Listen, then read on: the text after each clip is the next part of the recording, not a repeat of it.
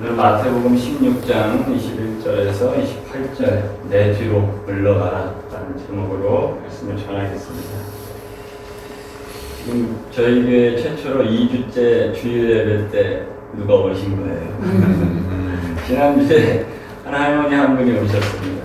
네, 11시 20분 넘으셔서 시끄럽게 하여튼 문 열고 들어오셔서 예배 드리냐고 그러면서 앉아서 예배 드리고 가셨어요.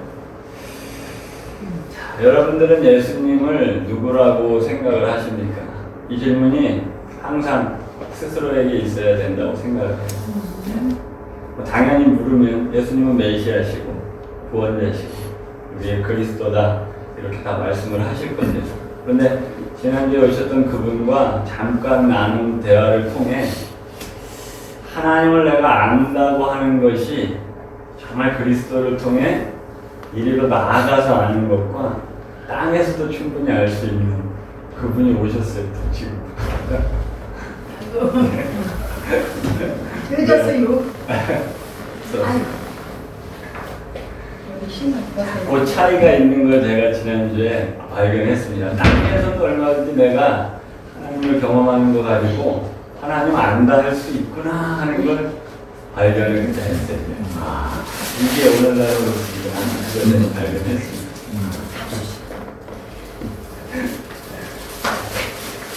마태복음 16장 13절에서 20절에 보면 이게 전 부분이죠. 전 부분에 보면 예수님이 제자들에게 물으세요.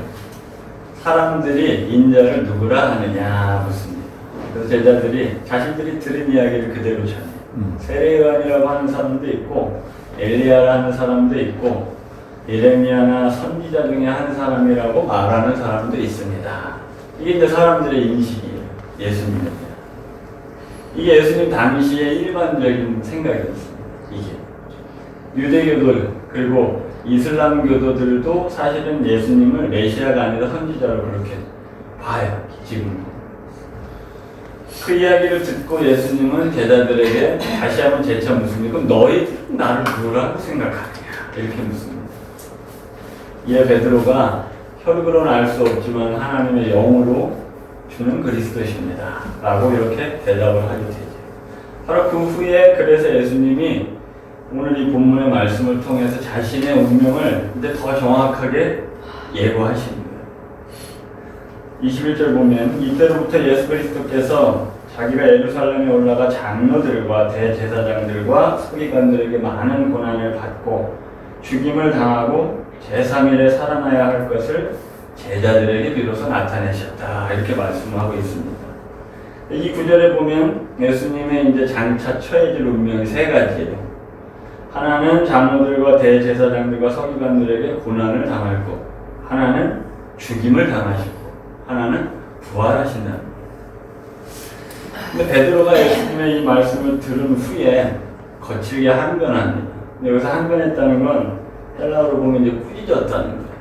베드로가 예수님 꾸짖었다고 볼 수 있는 거예요. 꾸짖은 겁니다. 꾸짖은 거예요, 지금. 그냥, 왜 그러세요 정도가 아니라, 정말 이거 꾸짖은 겁니다. 꾸짖은. 이런 일이 당신에게 일어나면 안 된다는 거예요, 지금. 왜냐하면, 당시 유대인들과 마찬가지로, 이들은 승리자로서 예수님을 기대하고 있었습니다. 승리자로서. 그게 이 당시의 사상이었어요. 베드로가 기다렸던 메시아와 예수님은 권력자들을 끌어내고 명실상부하게 이 유대 나라를 다스리는 그런 왕으로서 메시아를 베드로는 기다렸던 거예요. 그게 베드로를 비롯한 당시의 모든 유대인들에 대한 생각입니다. 그리스도에 대한 생각이 이거예요. 다. 메시아가 오시면 이렇게 승리하여 이 땅에 하나님의 나라가 이루어지겠구나 하는 게 당시의 사상입니다. 그런데 자기가 모시는 선생님이 당시 최고의 권력자들의 손에 의해서 처단된다는 그 말을 제자의 입장에서 들었을 때 상당히 놀랐을 거예요. 충격받았을 겁니다. 그래서 베드로는 그러한 생각에서 예수님 고난받아서 죽게 되는 일 안 됩니다. 그런 일은 없습니다. 그러니까 인간적인 차원에서 보면 정당한 거예요. 자기 스승이 내 선생님이 어려움에 처하는 걸 내가 내버려둘 수 없다 하는 베드로의 태도는 인간적인 생각에서는 정당한 겁니다. 그런데 예수님은 제자들이 보는 앞에서, 사실 베드로는 제자들을 대표하는 인물이잖아요. 그 베드로를 꾸짖으세요. 그러면서 23절에 이렇게 말씀을 하십니다. 사탄아, 내 뒤로 물러가라. 너는 나를 넘어지게 하는 자다.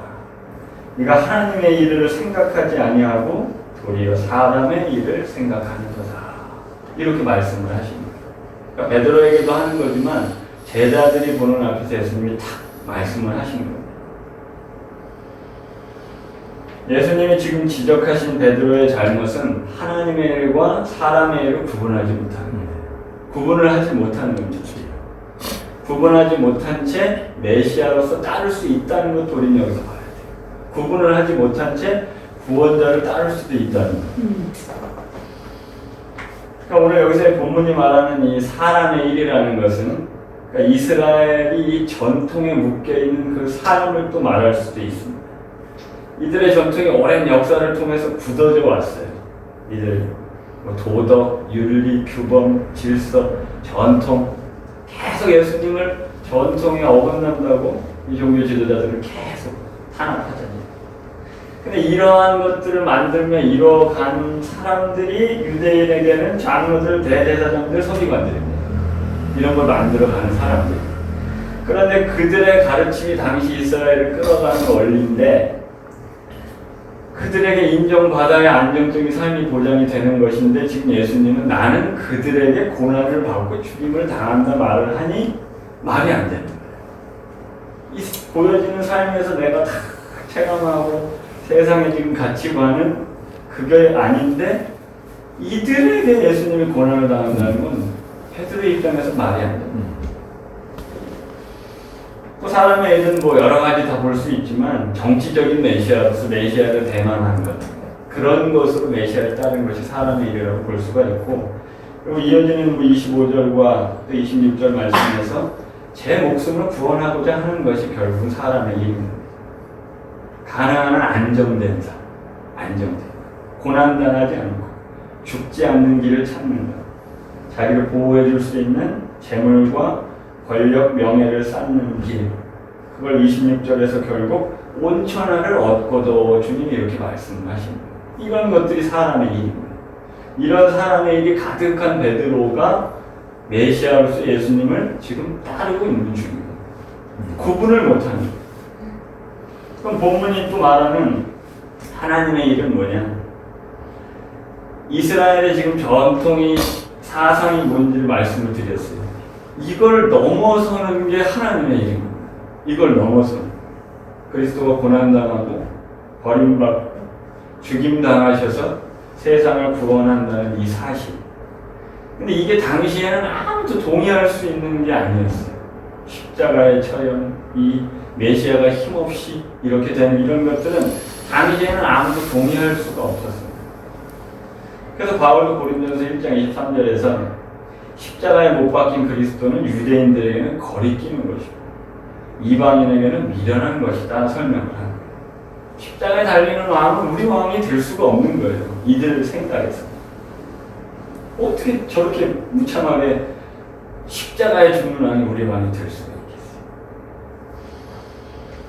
그러나 부르심을 받은 자들에게는 그 십자가가 하나님의 능력이고 하나님의 지혜다.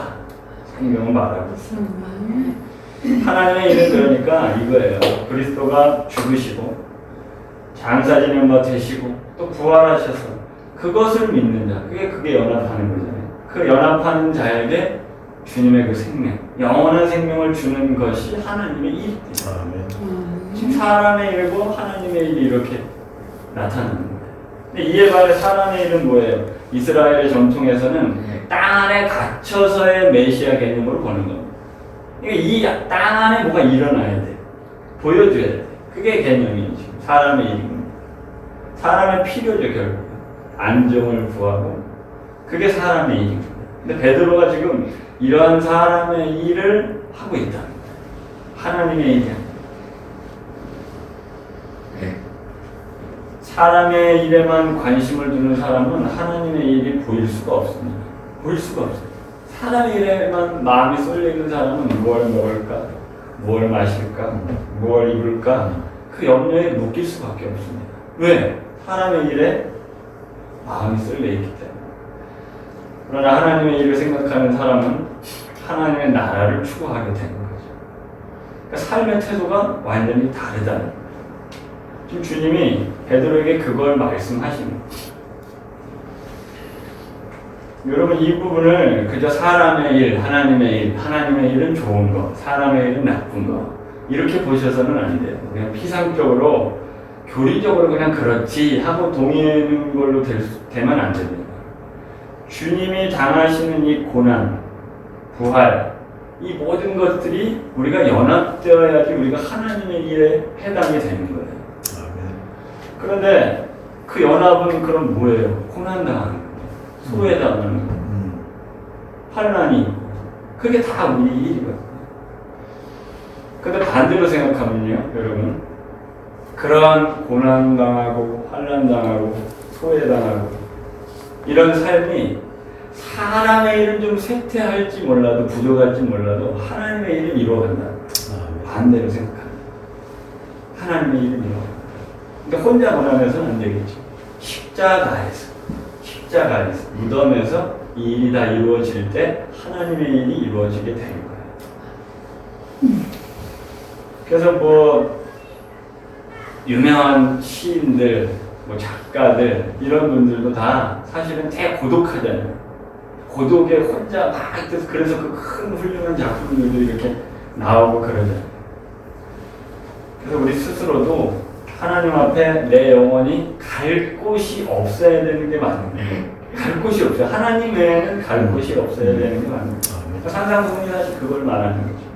내 영혼이 갈 곳 없는 자 되어 오직 하나님밖에 없는 그런 자가 되어야 됩니다. 오늘 말씀의 제목이 이제 내 뒤로 물러나라잖아요. 사람의 일만 생각하는 베드로에게 예수님이 사탄아 내 뒤로 물러가라 라고 말씀을 하십니다. 사탄은 사람을 시험에 들게 하고 또 하나님의 일을 방해하는 악한 세력이 사탄이죠. 그러니까 베드로가 지금 예수님을 넘어지게 하는 사탄과 같다고 예수님이 말씀하시는 거예요. 사람의 일에 마음이 쏠리면 아무리 그 사람이 겉보기에 교양이 있어 보이고 인격적이고 마음이 따뜻하고 선한 것 같아도 사탄처럼 행동할 수밖에 없는 겁니다. 사람의 일에 쏠리면 겉으로는 알 수가 없는 거예요. 그래서 경건의 모양이 중요한 게 아닌 거예요. 사람의 일에 몰두하게 되면 결국 사단처럼 행동할 수밖에 없게 되고 하나님의 일에는 베드로처럼 눈이 감겨지게 됩니다. 아니 관심이 없게 되는 거예요. 아니 거부하게 되는 거예요. 거절하는 거예요.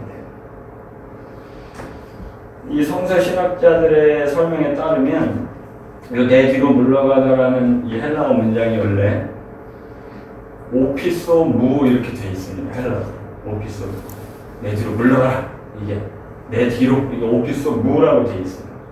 근데 내 뒤로 이것과 이어지는 말씀에서 이제 나를 따라오려거든의 이 따르다 나를 따르다가 같은 오피소입니다. 같은 오피소.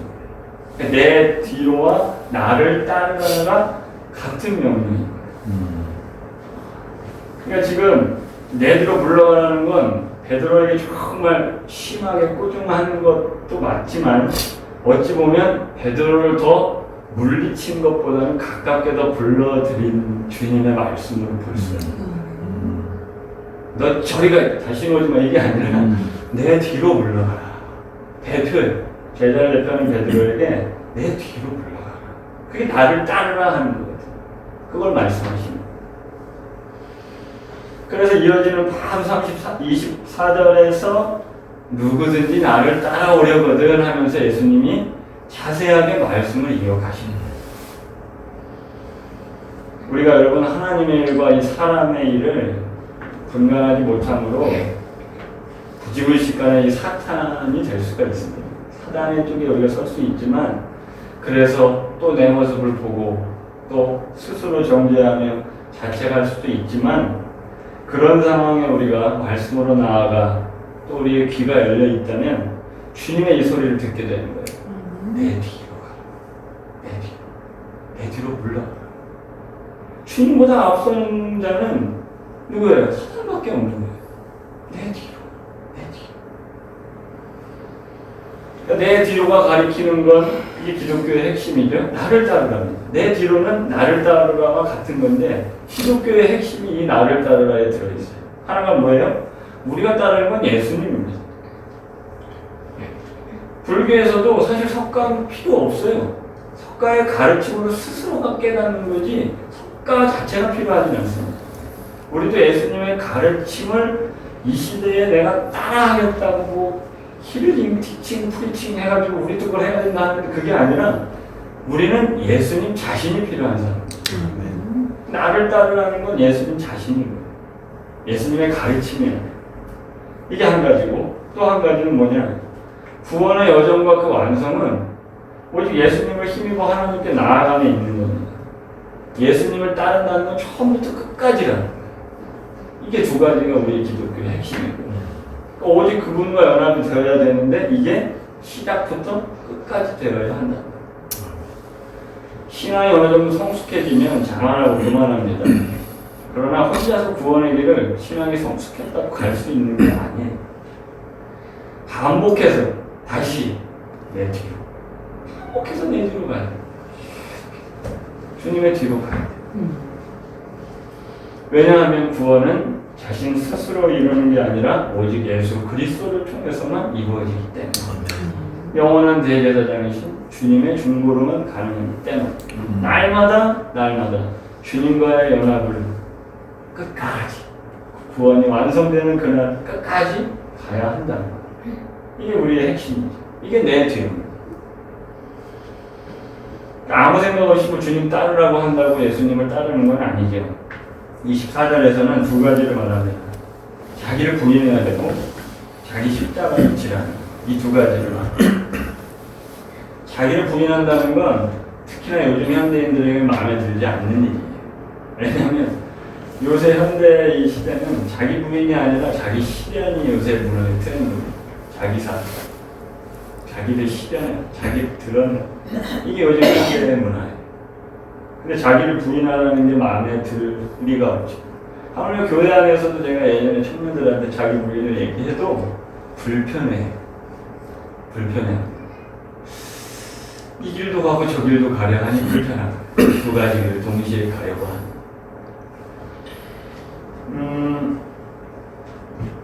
자기를 부인한다는 건 물론 하나님이 우리를 창조하셨다는 그 사실, 하나님 안에서 우리의 정체성을 바르게 아는 자라면 우리의 삶을 긍정해야 되는 게 맞습니다. 맞아요. 그 하나님 안에서 우리의 정체성은 바르게 긍정해야 되는 건 맞습니다.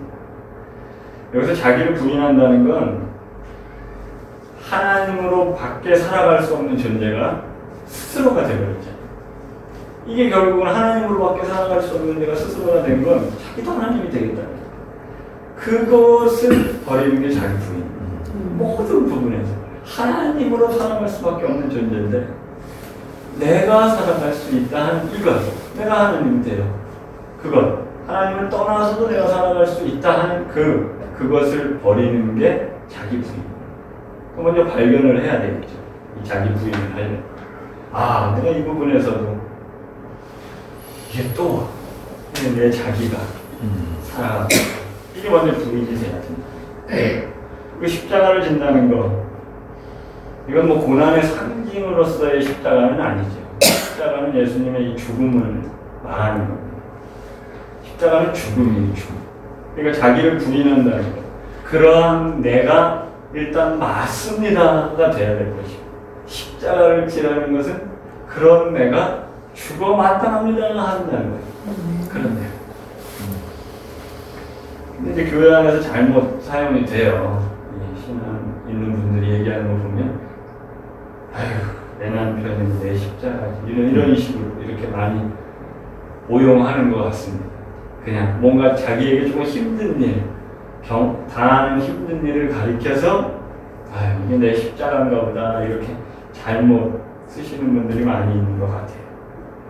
무엇을 위한 십자가인지가 중요하죠. 무엇을 위한 십자가인지, 왜 십자가인데 내가 왜 죽어야 돼? 다 주님이 이어서 말씀하십니다. 누구든지 자기 목숨을 구원하고자 하면 잃는다는 거예요. 잃는다. 그러나 누구든지 나를 위하여 자기 목숨을 잃으면 구원하리라 말씀을 하십니다. 자기 목숨을 구원하고자 하는 건 사람의 일입니다. 그게 사람의 일이에요. 근데 그러한 사람의 일은 결국 자기를 구원하는 게 아니라 잃어버리게 됩니다.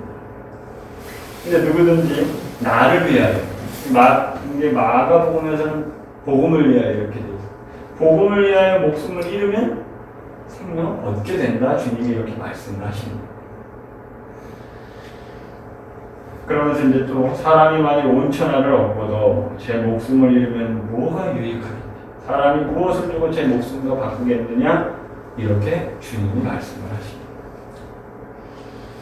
우리가 예수님을 따른다는 건 예수님의 제자가 된다는 것인데 그게 결국은 바로 생명을 얻는 길, 구원을 받는 길이라 주님이 말씀하시는 겁니다. 우리가 하나님을 알 수 있는 것은 영으로 알 수가 있죠. 하나님의 성령으로 우리가 알게 된 이 주님에 대해서 우리가 고백하죠. 찬양으로도 고백하고 우리 스스로도 하나님께 고백하는데 그러한 고백이 우리 또 날마다 이런 베드로와 같은 상황에서 우리도 시험을 받게 됩니다. 주님은 분명히 이 길은 십자가의 길이다 말씀을 하셨는데 그 길이 선포될 때 사람도 다 자기의 길을 제시를 합니다. 십자가의 길을 거부해라, 저항해라, 불순종해라. 이 딱 드러나는 거예요. 주님이 딱 제시하시면 이쪽에서도 또 제시합니다. 그러니까 이 베드로의 모습, 십자가의 길이 아니라 사람의 일로 충만한 이 베드로의 모습이 저와 여러분들의 모습이에요. 날마다 우리의 모습이에요. 성경이 증거하는 메시아 그리스도는 정확합니다. 정확해요. 그런데 오늘날 많은 성도들이 추구하는 내가 믿노라 하는 그리스도와 메시아는 각양각색. 자기의 메시아입니다. 자기의 메시아. 이런 자들에게 주님이 말씀하시는 거예요. 너는 나에게 걸림돌이다. 말씀하시는 거예요. 저는 이사야에 이 말씀이 있는지 몰랐는데 목사님이 주에 해놓으신 것을 한번 살펴봤을 때 이사야 말씀에 또 이런 말씀이 있구나 하는 걸 처음 알았습니다. 이사야 8장 14, 15절에 이렇게 되어 있습니다. 그가 성소가 되시리라. 그러나 이스라엘의 두 집에는 걸림돌과 걸려 넘어지는 반석이 되실 것이며 예루살렘 주민에게는 함정과 올무가 되시리니 많은 사람들이 그로 말미암아 걸려 넘어질 것이며 덫에 걸려 잡힐 것이다. 참 그리스도를 알지 못하는 자들은 다 걸려 넘어질 수밖에 없다는 거예요. 참 그리스도는 성경이 정확하게 증거하고 있는데 사람들은 다 자기가 생각하는 메시아로서 이 그리스도를 오해하게 있습니다. 그 오해의 중심에 뭐가 있을까요? 사람의 일이 가득합니다. 사람은. 물론 사람의 일, 땅에서도 내가 하나님을 경험한 것이 하나님의 은혜를 경험한 것이 될 수 있습니다. 그러나 그것이 하나님 자신은 아니죠. 주님을 통하여 하나님께 나아가는 것이지 이 땅에 영원하지 않고 잠시 또 일어나는 일들이 영원한 것은 아니라 정리하겠습니다. 사단은 사람의 일을 계속 주장하게 합니다. 사람이. 그러면서 사람의 일을 주장하게 되면 결국은 십자가의 삶을 거부하게 되어 있어요. 이건 그냥 공식처럼 사람의 일을 주장하면 십자가의 삶을 거부하게 되어 있습니다. 베드로를 향한 주님의 이 말씀은 다 들어야 돼요. 오늘날 교회들이 들어야 돼요. 이 목회자들이 들어야 하는 그런 말씀이라고 생각을 합니다. 지난번에 이제 마지막 제가 이제 진급 시험을 봐야 되잖아요. 하기 전에 또 교육 한번 하거든요. 신학 과목 4과목 4명이 돌아가면서 교육 한번 하고 시험 뭐 어떻게 내겠다 이런 말씀을 하시는데 그분이 전하는 걸 탁 이렇게 듣고 있는데 사람의 일이더라. 근데 사람의 일로도 이분이 열심을 내서 자기가 성공해서 지금 거기에 경험이 성공에 서 있어요. 그러니까 아주 확신에 차 있어요. 확신에 차 있어요. 아주. 그러면서 하는 말의 핵심은 이왕 목회하는 거 제대로 해봐야 되지 않겠냐. 이게 핵심입니다. 이왕 목회하는 거 제대로 해봐야 되지 않겠냐. 자기는 열심히 했다는 거예요. 그래서 이 결과를 초래했다는 거예요. 여러분들도 그렇게 해보라는 거예요. 이게 핵심이었어요. 좀 저는 불편했지만 뭐 그 자리에 앉아있긴 있었어요. 후배들에게 참 신앙을 이렇게 또 전해주며 자기를 드러내며 그 앞에 서게 하는 게 아니라 자기가 해온 그게 확실한 결과가 있으니까 너희들도 그렇게 해야 한다 라고 이렇게 말하는 것에 그리스도는 싹 빠져있더라. 사람의 일만 많이 얘기를 하더라고요. 그렇게 한 시간을 얘기를 했습니다. 사람의 일이 즐겁죠. 설교단에서도 사람의 일 얘기하면 사람들이 너무나 재밌어요. 그죠? 죽음을 얘기하고 장차 있을 것, 죄에 대한 드러냄 이런 얘기를 하면 사람들이 싫어합니다. 그러나 사람의 일을 하면 막 은이 말똥말똥해져서 은혜 받았다고 그렇게 얘기합니다. 우리도 얼마든지 사람의 일을 하면서 하나님의 교회에다 착각할 수 있는 존재가 바로 우리입니다.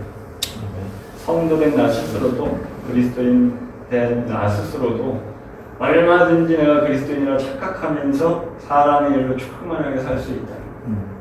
오늘 이 주님의 이 엄중한 경고를 여러분들이 들으셔야 됩니다. 사탄아 내 뒤로 물러가. 주님보다 앞설 수 있는 게 없거든요. 오직 주님이 가신 그 길을 우리는 따라가는 겁니다.